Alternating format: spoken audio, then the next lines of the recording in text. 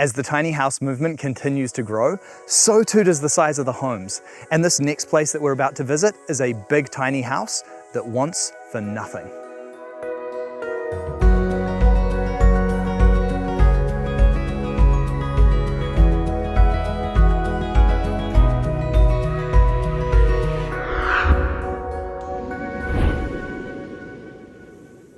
Hey Emily, how are you? Hi Bryce, nice to meet you. It is lovely to meet you, and I am very excited to be visiting your gorgeous home here. Yes, welcome to my tiny-ish home. Your tiny-ish home. I like that because it's pretty big for a tiny house, isn't it? Yeah, it's not tiny, no. So what are the dimensions? 11.2 long, 3 wide, and 4.3 high.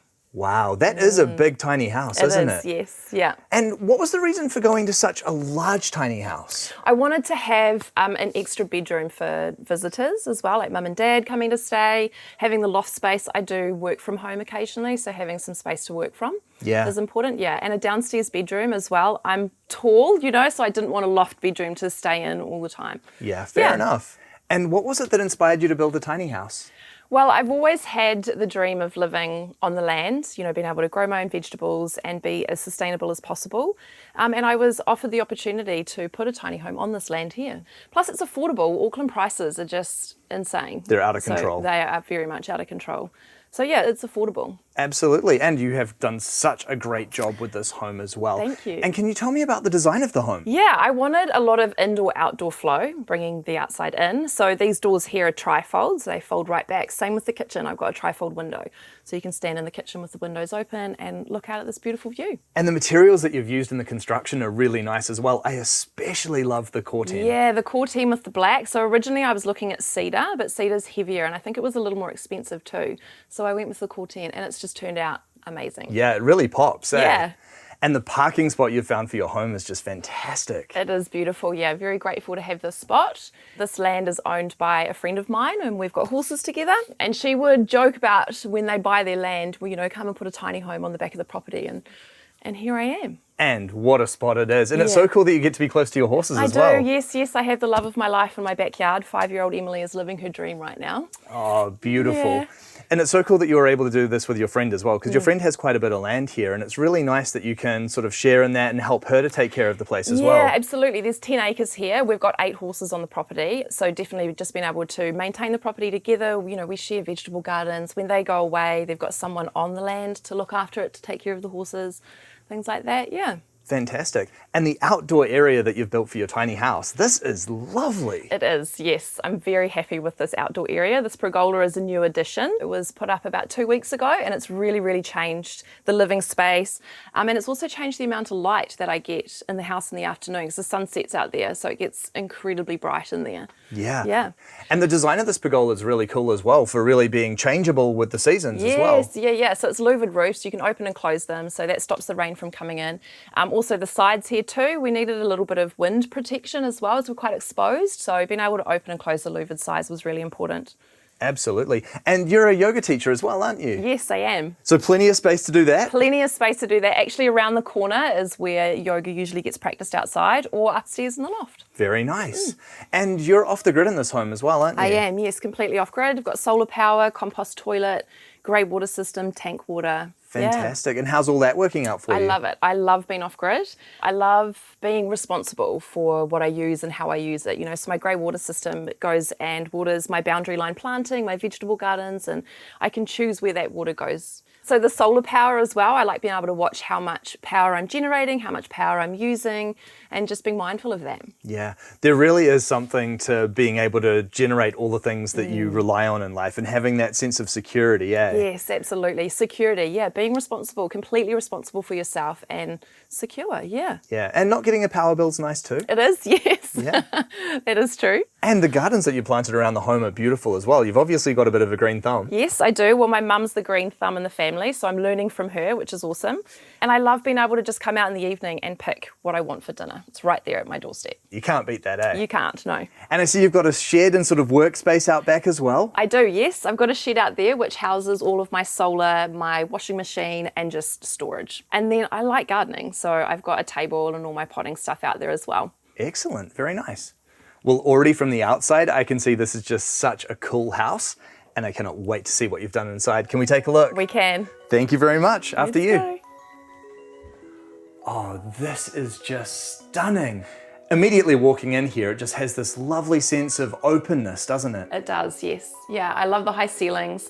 When I was looking at different designs for my tiny home, I really liked the stairway, the walking platform and wood, and walking into the lounge, so it's almost like a feature for me. Yeah, the lounge especially looks very cozy. Thank you, yes. Yes, being able to sit on the couch here and look out at the view, the sunset's over there, and again, you know, having the horses in the backyard there is amazing. Absolutely. And especially with these big opening doors, the way that the lounge is connected to the outdoor seating area is really nice. It does. It creates a really nice flow, especially if I do have people over and, you know, we've got the barbecue going. It's easy to come and go. Yeah. And I love the way that you've styled this place as well. You can't beat plants and crystals when it comes to decorating. Yes, yes. I've got plenty of house plants and plenty of crystals. And books as well, my three favorite things. Mine too. Under the stairs here, you've got a good amount of storage. Yes, yep. So having the bookshelf here was really important. And then also down here is more storage. These two drawers have been custom made. I've got a lot of essential oils, so it's nice to have two little drawers that just fit those bottles in perfectly. Oh, very nice. And I'm noticing a lot of cat stuff around the house as well. Yes, yeah, I do. I have a little wild kitten, LK, that I've been taming for the last 4 months. Very cute. He came from a colony next door, and he was meant to be given to someone else, but she decided not to take him, and now he's with me. Lovely, how cute. You've got the folding table there as well?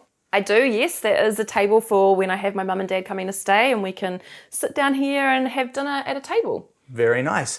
And of course, it's always lovely to see the wood fire there as well. The fire was non-negotiable for me. I needed to have a fireplace. I totally understand that. There's nothing like coming home on a winter's day to a roaring fire. Yes, yes, I'm definitely looking forward to winter and having that going all the time. And this kitchen design is just exquisite. Thank you, yes. I came from living in a very poorly designed kitchen in an apartment.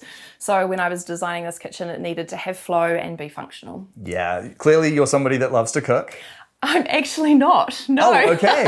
It's all just for show then. Yeah, it is just for show, yeah. I mean, I have the intention to learn how to cook a little more, you know, with the vegetable garden and whatnot, but yeah, not the greatest chef. Wow, okay. Well, you have a very deceiving kitchen then. Yeah, I do, yes. Yeah.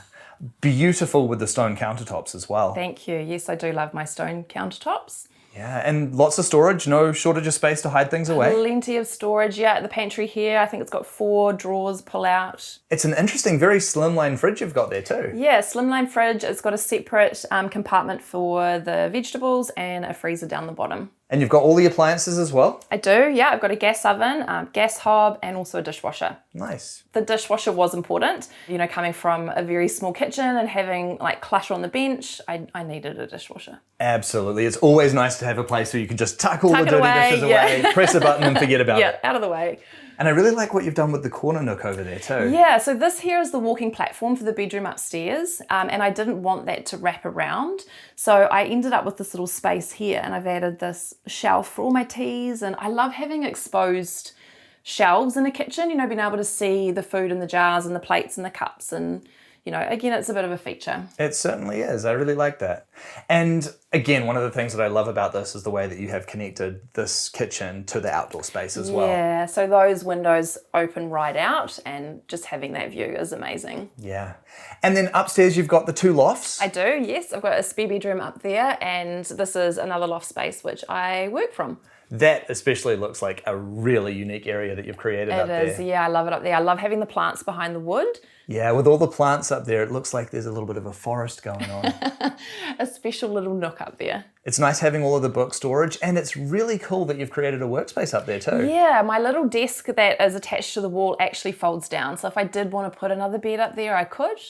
But otherwise, yeah, it's just my office space. And having a dedicated spare room and not needing to transform furniture and all of that sort of thing, it sort of gives people a really comfortable place to be here. It is, it's very helpful. And when my parents do come stay, I actually move upstairs. So I take some of my clothes up there, and I've got drawers and whatnot. So it's easy for me to live up there and them to live down here. What a great way of doing it. Yeah.